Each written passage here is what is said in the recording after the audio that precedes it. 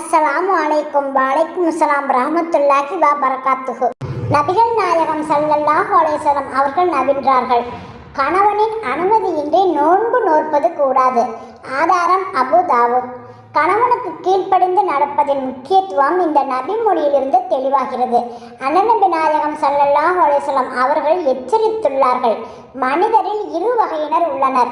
அவர்களின் தொழுகைகள் அவர்களின் தலைக்கு மேலே செல்வதில்லை. ஒன்று, தன் உரிமையாளரை விட்டு ஓடிவிடும் அடிமையின் தொழுகை, அவன் திரும்பி வரும் வரை அவனுடைய தலைக்கு மேலே செல்வதில்லை. 2, கணவனுக்கு மாறு செய்யும் மனைவியின் தொழுகை, அவள் இந்த நடத்தையை கைவிடும் வரை அவனுடைய தலைக்கு மேலே செல்வதில்லை.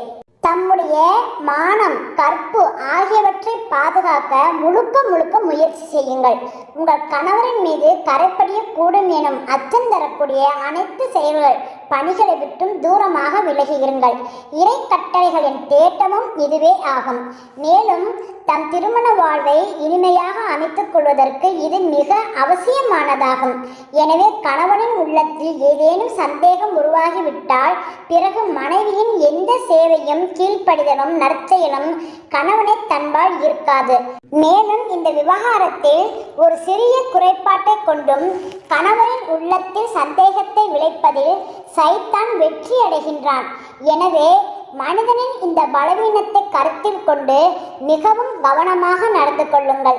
அண்ணநபி நாயகம் ஸல்லல்லாஹு அலைஹி வஸல்லம் அவர்கள் அறிவுறுத்தி உள்ளார்கள், ஒரு பெண் 5 வேளை தொழுகையையும் முறையாக பேணி வருகிறாள், தனது மானத்தை பாதுகாக்கிறாள், தம் கணவனுக்கு கீழ்ப்படிந்து நடப்பவளாக திகழ்கின்றாள் எனில் அவள் சுவனத்தில் எந்த வாயில் வழியாகவும் நுழைந்து விடலாம்.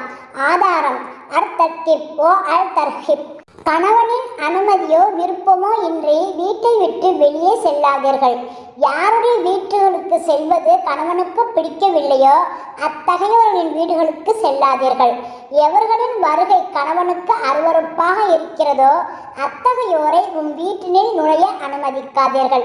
அண்ணநபி நாயகம் ஸல்லல்லாஹு அலைஹி வஸல்லம் அவர்கள் அருளினார்கள், யார் தனது வீட்டுக்கு வருவது கணவனுக்கு அருவருப்பாக இருக்கிறதோ அத்தகையோரை வீட்டுக்கு வர அனுமதிக்க கூடாது.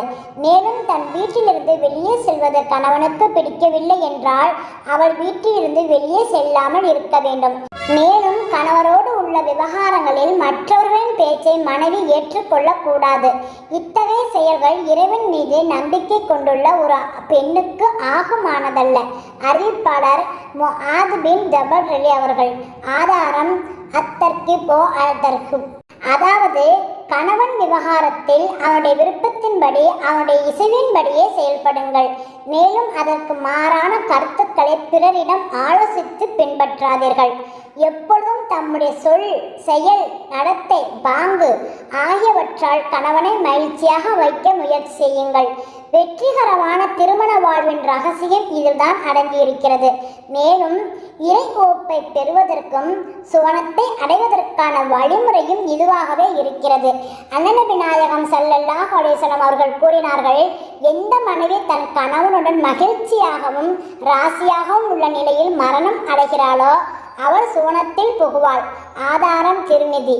தன் கணவன் மீது அன்பை செலுத்துங்கள். ஆக அவனுடைய துணையை மதித்து நடந்து கொள்ளுங்கள். இது வாழ்வின் அழகும் வாழ்வுக்கான ஆதாரமும் ஆகும். வாழ்வின் பாதையில் உதவி புரியும் ஒரு மாபெரும் துணையுமாகும். இறைவன் வழங்கியுள்ள இந்த மாபெரும் கொடையை குறித்து இறைவனுக்கு நன்றி செலுத்துங்கள். இந்த கொடைக்கு உளப்பூர்வமாக மதிப்பளியுங்கள். ஒரு சந்தர்ப்பத்தில் அண்ணநபி நாயகம் ஸல்லல்லாஹு அலைஹி வஸல்லம் அவர்கள் நவின்றார்கள், பரஸ்பர அன்பு செலுத்தும் இருவரிடத்தில் நிக்காஹை விட சிறந்தது எதுவுமில்லை. அன்னை சஃபியா ரலி அவர்களுக்கு அண்ணநபி நாயகம் ஸல்லல்லாஹு அலைஹி வஸல்லம் அவர்கள் மீது அதிக அன்பு இருந்தது. ஒருமுறை அண்ணநபி நாயகம் ஸல்லல்லாஹு அலைஹி வஸல்லம் அவர்கள் நோய்வாய்ப்பட்டார்கள். அப்போது மிகுந்த மனவருத்தத்துடன் அன்னை சஃபியா ரலி அவர்கள் கூறினார்கள், அந்தோ தங்களுக்கு பதிலாக நான் நோய்வாய்ப்பட்டிருக்க கூடாதா? இதனை கேட்ட அண்ணநபி நாயகம் ஸல்லல்லாஹு அலைஹி வஸல்லம் அவர்களின் இதர மனைவியர் அன்னை சஃபியா இவ்வாறு தம் அன்பை இந்த வகையில் வெளிப்படுத்துவதை குறித்து வியப்பு தெரிவித்தார்கள். இதை கண்ட அண்ணநபி நாயகம் ஸல்லல்லாஹு அலைஹி வஸல்லம் அவர்கள் கூறினார்கள், இது பகட்டுக்காக பேசப்பட்ட கூற்று அல்ல, மாறாக அவர் உண்மையே பேசுகிறார். கணவன் செய்த நன்மைகளையும் கொடைகளையும் மனமாற ஒப்புக்கொள்ளுங்கள். அவருக்கு நன்றி உடையவராக இருங்கள்.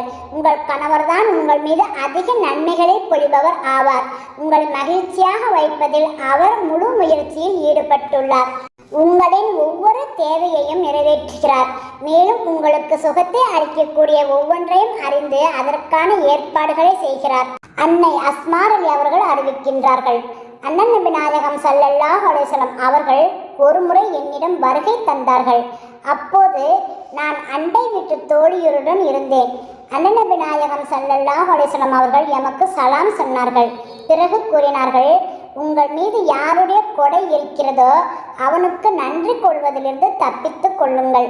உங்களிலிருந்து ஒருவர் தம் தாய் தந்தையர் வீட்டில் வெகுநாள் வரை திருமணமாகாமல் இருந்து பிறகு அவளுக்கு இறைவன் கணவனை வழங்கினால், அடுத்து அவளுக்கு பிள்ளை செல்வங்களையும் வழங்கினால், இத்தனை கொடைகள் பெற்ற பிறகும் கணவனை குறித்து ஏதேனும் ஒரு விஷயத்தில் அருவருப்பு அடைந்து விட்டால், உன்னிடம் எப்பொழுதும் எந்த நன்மையும் நான் பெறவில்லையே என்று உடனே அவள் கூறுகிறாள். ஆதாரம் அல் அதபுல் முஃபர்ரத். கணவனுக்கு கீழ்ப்படிந்து வாழ்வதில் மகிழ்ச்சியை உணருங்கள். இயன்ற வரையில் தாம் கஷ்டப்பட்டும் கணவனுக்கு சுகத்தை தேடித்தர முயற்சி செய்யுங்கள். ஒவ்வொரு விதத்திலும் அவனுக்கு சேவை செய்து அவனுடைய உள்ளத்தை ஈர்க்க முயலுங்கள்.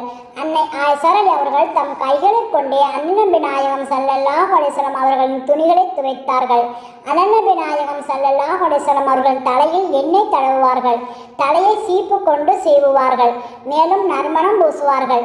கணவன்மார்களை பொறுத்தவரை இதர நபி தோழியரும் இவ்வாறு தான் நடந்து கொண்டார்கள். ஒருமுறை அண்ணன் நபி நாயகம் ஸல்லல்லாஹு அலைஹி வஸல்லம் அவர்கள் நவின்றார்கள், ஒரு மனிதன் மற்ற மனிதனுக்கு சஜா செய்வது ஒருபோதும் ஆகுமானதல்ல. அவ்வாறு செய்ய அனுமதி கிடைத்திருந்தால் கணவனுக்கு சஜா செய்யும்படி மனைவியருக்கு நான் கட்டளை இட்டிருப்பேன். மனைவியர் மீது கணவனுக்கு மகத்தான உரிமைகள் உள்ளன. இந்த உரிமை எந்த அளவுக்கு மகத்தானது எனில், கணவனின் உடல் முழுவதும் காயம் பட்டிருந்து மனைவி அந்த காயங்களை தன் நாவை கொண்டு தடவி சுத்தம் செய்தாலும் கணவனின் உரிமையை நிறைவேற்றிட முடியாது. அந்த அளவு கணவனின் உரிமை மகத்தானது. ஆதாரம் முஸ்னத் அஹ்மத். கணவனின் வீடு, அவனுடைய சொத்துக்கள் ஆகியவற்றை பாதுகாப்பாக வையுங்கள். திருமணத்துக்கு பிறகு கணவனின் வீட்டையே தன் வீடாக கருதுங்கள். கணவனின் சொத்தை கொண்டு கணவர் வீட்டை அழகுபடுத்துங்கள். கணவரின் மரியாதையையும் கௌரவத்தையும் அதிகப்படுத்துவதில் ஈடுபடுங்கள். மேலும் அவனுடைய குழந்தைகளின் எதிர்காலத்தை அழகாகவும் வளமானதாகவும் அமைக்க பணத்தை விரயம் செய்யாமலும் சிக்கனமாகவும் விவேகத்துடனும் ஒழுங்காகவும் செலவு செய்யுங்கள். கணவனின் அபிவிருத்தி, செழிப்பு நிலை ஆகியவற்றை புரிந்து கொள்ளுங்கள். குறைசி குல பெண்களை புகழ்ந்தவாறு அண்ணன் நபி நாயகம் ஸல்லல்லாஹு அலைஹி வஸல்லம் அவர்கள் இவ்வாறு நவின்றார்கள், குறைசி குல பெண்மணிகள் எத்தகைய சிறப்பான பெண்கள்! குழந்தைகள் மீது அவர்கள் மிகவும் பாசம் கொண்டிருக்கின்றார்கள். மேலும் கணவனின் குடும்பத்தையும் அவனுடைய பொருள்களையும் மிக அதிக பாதுகாப்பு செய்பவராக திகழ்கின்றார்கள். ஆதாரம் புகாரி. ஒழுக்கமுள்ள மனைவியரின் சிறப்புகளை எடுத்துரைத்து அண்ணன் நபி நாயகம் ஸல்லல்லாஹு அலைஹி வஸல்லம் அவர்கள் இவ்வாறு நவின்றார்கள், இறையச்சத்துக்கு பிறகு ஒரு இறை நம்பிக்கையாளனுக்கு அதிக நன்மையும் பலனும் தரும் கொடை ஒழுக்கமுள்ள மனைவியே ஆவாள். அவன் ஏதேனும் பணியை செய்யும்படி கூறினால் உளப்பூர்வமாக அவள் அதனை செய்து முடிக்கின்றாள். அவள் மீது பார்வையை செலுத்தினால் அவனுக்கு மகிழ்ச்சியை அளிக்கின்றாள். அவள் மீது ஆணையிட்டு அவன் ஏதேனும் கூறிவிட்டால் அவள் அந்த ஆணையை நிறைவேற்றுகிறாள். மேலும் அவன் எங்காவது சென்று விட்டால் அவன் சென்ற பின்னர் அவனுடைய மானத்தையும் கௌரவத்தையும் பாதுகாக்கின்றாள். தன் வசம் உள்ள கணவனின் பொருட்களை கண்காணிக்கின்றாள். கணவரின் நலன் விரும்பியாகவும் வாய்மையான துணைவியாகவும் திகழ்கின்றாள். ஆதாரம் இப்னு மாஜா. தூய்மை, ஒழுங்கு, அழகு ஆகியவற்றுக்காக முழு முயற்சிகளையும் மேற்கொள்ளுங்கள். வீட்டையும் சுத்தமாக வைத்துக் கொள்ளுங்கள். ஒவ்வொரு பொருளையும் ஒழுங்காக அதற்குரிய இடங்களில் வையுங்கள். ஒழுங்காக அவற்றை பயன்படுத்துங்கள். சுத்தம் செய்யப்பட்ட வீடு, ஒழுங்காக அமைக்கப்பட்ட பொருட்கள், சுத்தமான அறைகள், வீட்டுப் பணிகளை ஆற்றுவதில் கடைபிடிக்கப்படும் ஒழுங்குமுறைகள், தம்மை அழகுபடுத்திக் கொள்ளுதல், மனைவியின் புன்முறுவல் ஆகியவை குடும்ப வாழ்வை அன்பு, பாசம், நன்மை, பாக்கியம் ஆகியவற்றை ஈட்டுத் தருகின்றன. அது மட்டுமல்லாமல் மனைவி தனது மறுமை நலன்களையும் ஈட்டிக் கொள்கின்றாள். மேலும் இறைவகுப்பை பெறுவதற்கு இந்த நடத்தையே ஒரு பாதையாக அமைந்திருக்கிறது. உஸ்மான் பின் மஸ்ஊத் ரலியல்லாஹு அவர்களின் துணைவியர் ஒருமுறை அன்னை ஆயிஷா ரலியல்லாஹு அவர்களை சந்தித்தார். அப்போது உஸ்மான் பின் மஸ்ஊத் ரலியல்லாஹு அவர்களின் துணைவியார் சாதாரண துணிகளில் எந்தவித அலங்காரமும் இன்றி இருந்தார். அன்னை ஆயிஷா ரலியல்லாஹு அவர்கள் வியப்புடன் அவரிடம் கேட்டார்கள், உஸ்மான் அவர்கள் வெளியூருக்கு பயணம் சென்றிருக்கிறாரா என்ன? அன்னை ஆயிஷா ரலியல்லாஹு அவர்கள் இத்தகைய வியப்பான கேள்வியிலிருந்து கணவனுக்காக மனைவியர் அலங்காரம் செய்து கொள்வது எவ்வளவு விரும்பத்தக்கது என்பது தெரிய வருகிறது. நபி தோழியரில் ஒருவர் ஒருமுறை அண்ணன் நபி நாயகம் ஸல்லல்லாஹு அலைஹி வஸல்லம் அவர்களின் சமூகத்துக்கு வருகை தந்தார். அவர் வளையல்கள் அணிந்திருந்தார். அண்ணன் நபி நாயகம் ஸல்லல்லாஹு அலைஹி வஸல்லம் அவர்கள் அவற்றை அணிவதிலிருந்தும் தடுத்த போது, இறைத்தூதர் ஸல்லல்லாஹு அலைஹி வஸல்லம் அவர்களே, மனைவி தன் கணவனுக்காக இந்த அலங்காரம் செய்து அவனை தன்பால் இருக்காவிட்டால் கணவனின் பார்வையில் மதிப்பை இழந்து நிற்பாளே. ஆதாரம் நசாயி. இறைவனுக்கு அஞ்சுவோம், இறைவனின் கட்டளைக்கு கீழ்ப்படிவோம். அல்ஹம்துலில்லாஹ்.